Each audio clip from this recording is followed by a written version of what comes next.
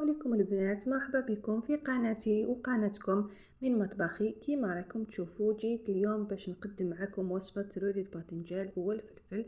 نبداو مباشرة بالمقادير.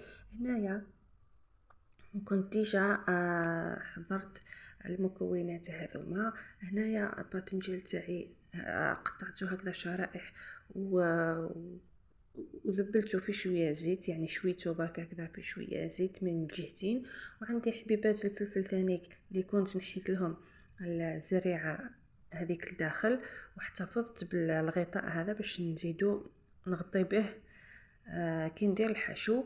وهزيت ثاني حبيبات بطاطا قطعتهم هكذا صغار وقليتهم. وهنايا الدجاج تاعي قطعته صغير، قليته في شويه بصل، ذبلته هكذا في شويه بصل. لي زيبيس درت شويه ملح، شويه فلفل اسود وكمون توابل الدجاج. كي طابوا اللي رابيت لهم شويه فرماج كيما راكم تشوفوا. هنا وفات لي الفيديو وطماطم ثاني كنت وجدت لاصوص طوماط. وهنا طيبت الرز في الماء وشويه ملح. كي طابلي صفيته وراني خلطته مع الدجاج والبصل، نخلطهم كامل هكذا والفرماج رابي ثانيك. ونبدا نعمر في الباذنجان تاعي والفلفل. يعني وصفه جد سهله وبنينه بزاف. هنا نهز البلا اللي يدخل للفور، ندير هكذا طبقه رقيقه من لاصوص طوماط، نبدا بها ونحط البطاطا تاعي باش ما تجينيش ناشفه.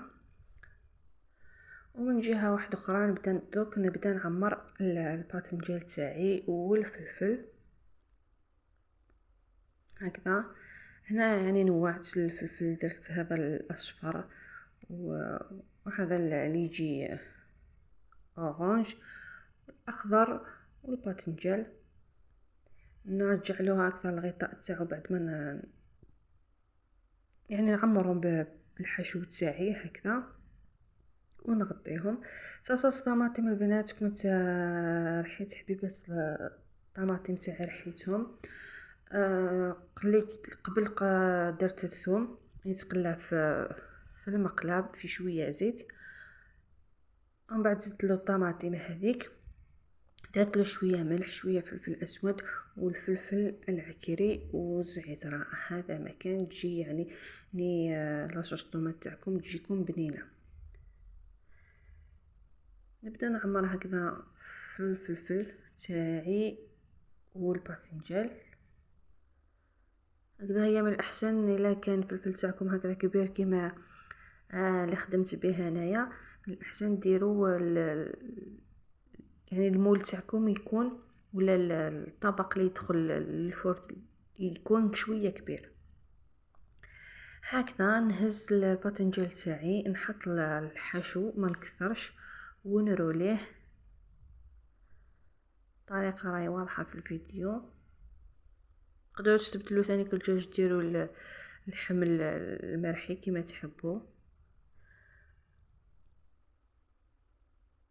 وهنا الباذنجان البنات تقدروا ثاني تقطعوه هكذا شرائح وتدخلوه للفور، ديروا له زيت من الفوق ومن التحت وتدخلوه للفور تاعكم جوست يحمار من الجهتين وتنحيوه. هنا البنات بعد ما عمرت الباذنجان تاعي كامل والفلفل، هنا لاصوص هذيك اللي خليتها نحطها من الفوق هكذا باش الكراتان تاعي ولا الرولي تاعي تاع الباذنجان ما يجينيش ناشف. وتقدروا ثاني ديروا لاصوص بيشاميل. انا اكتفيت غير بصلصه الطماطم هذه. نتوما تقدروا ديروا لاصوص بيشاميل ثاني يجيكم روعه. وكي يطيب لكم ثاني تقدروا ترابيو له الفرماج من الفوق. انا خليته هكذاك. هنا ثاني حطيت زيت الورق طهي شمخته حطيتهم هو الاول. وهنا راني زدت له ورق الالومنيوم ودخلته جوست هكذا، جوست ما يطيب الفلفل هذاك يعني كلش راه طايب ونحيه. قلت لكم ثاني تقدروا ديروا لاصوص بيشاميل من الفوق ولا الفرماج رابي.